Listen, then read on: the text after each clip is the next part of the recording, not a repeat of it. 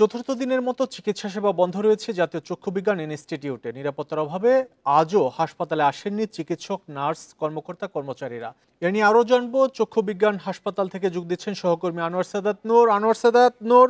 এই যে চিকিৎসা সেবা 4 দিন ধরে বন্ধ, কবে নাগাদ চালু হতে পারে? এ নিয়ে হাসপাতাল কর্তৃপক্ষ কারোর সাথে আপনার কথা হয়েছে কিনা? আমরা এই মুহূর্তে কিন্তু হাসপাতালের ভেতরে, জাতীয় চক্ষু বিজ্ঞান ইনস্টিটিউট এবং হাসপাতালের ভেতরে শুরুতে কিন্তু আমরা বলেছিলাম যে যারা নিরাপত্তা কর্মী তারা কিন্তু বলেছিলেন যে অনির্দিষ্টকালের জন্য হাসপাতালের সেবা কার্যক্রম বন্ধ রাখা হয়েছে এবং হাসপাতালের ভেতরে কাউকে ঢুকতে দেওয়া হচ্ছে না। তবে আমরা গণমাধ্যম কর্মীদের অনুরোধের প্রেক্ষিতে আমাদেরকে ভেতরের পরিস্থিতি পর্যবেক্ষণের জন্য ঢোকার অনুমতি দেওয়া হয়েছে। তবে হাসপাতাল কর্তৃপক্ষ বলতে বা যারা নীতি নির্ধারণী পর্যায়ে থাকেন তাদের কারোর সাথে আমরা দেখা করতে পারিনি বা কথা বলতে পারিনি। হাসপাতাল কর্তৃপক্ষ বলছে যে তাদের কেউই কিন্তু উপস্থিত হয়নি গত কয়েকদিন ধরেই, মানে 4 দিন ধরেই কিন্তু তারা কেউ আসছেন না। সেদিন বুধবারের হামলায় যে চিকিৎসকরা আহত হয়েছিলেন তারপর থেকে কিন্তু এখানকার সেবা কার্যক্রম বলা যায় যে কার্যত বন্ধই আছে গত 4 দিন ধরে।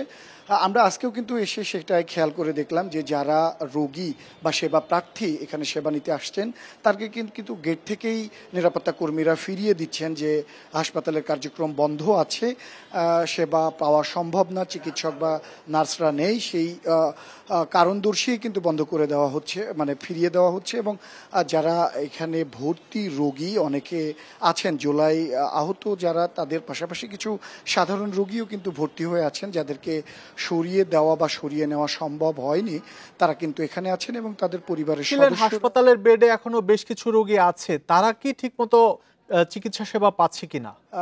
না, এই সাধারণ রোগী যারা হাসপাতালে চিকিৎসা নিচ্ছিলেন আগে থেকে, কিন্তু তাদেরকে সরিয়ে নেওয়া সম্ভব হয়নি বা তারা যাননি।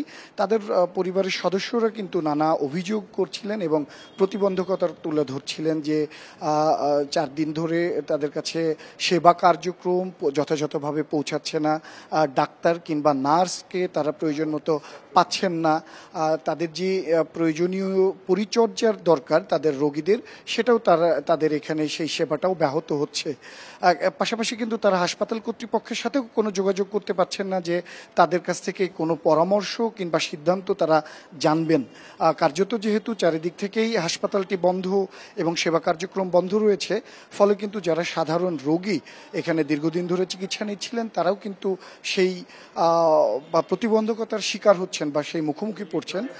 অন্যদিকে যারা জুলাই আহত যারা এখানে আছেন তারাও কিন্তু পাল্টা অভিযোগ করছেন। তাদের অভিযোগ যে এখন পর্যন্ত কিন্তু তাদের সুচিকিৎসার ব্যাপারে হাসপাতাল কর্তৃপক্ষ কোনো সিদ্ধান্ত নেয়নি বা সরকারিভাবেও কোনো ধরনের সিদ্ধান্ত এখনো নেওয়া হয়নি, তাদেরকে জানানো হয়নি। এমনকি তাদের যে উপদেষ্টারা দেখা করতে আসবে কিংবা ছাত্র নেতারা তারাও তাদের সাথে দেখা করতে আসেনি কিংবা কোনো ধরনের যোগাযোগ করেনি। মানে তাদেরও অভিযোগ কিন্তু চতুর্মুখী, তারাও নানান অভিযোগের কথা বলছেন, সুচিকিৎসার দাবি করছেন এবং তারা বলছেন যে যত দ্রুত সম্ভব তাদেরকে সুচিকিৎসার ব্যবস্থা করতে এবং তাদের চিকিৎসা যেন যথাযথ হয় সেই ব্যবস্থা করতে, তার ফলে তারা সহ সকল রোগীরাই একটি ভালো সেবার আওতার মধ্যে আসবে, তাদের প্রত্যাশাও কিন্তু এমন। 4 দিন ধরে চিকিৎসা সেবা বন্ধ জাতীয় চক্ষু বিজ্ঞান হাসপাতালে, সেই খবর জানাচ্ছিলেন সহকর্মী আনোয়ার সাদাত নূর।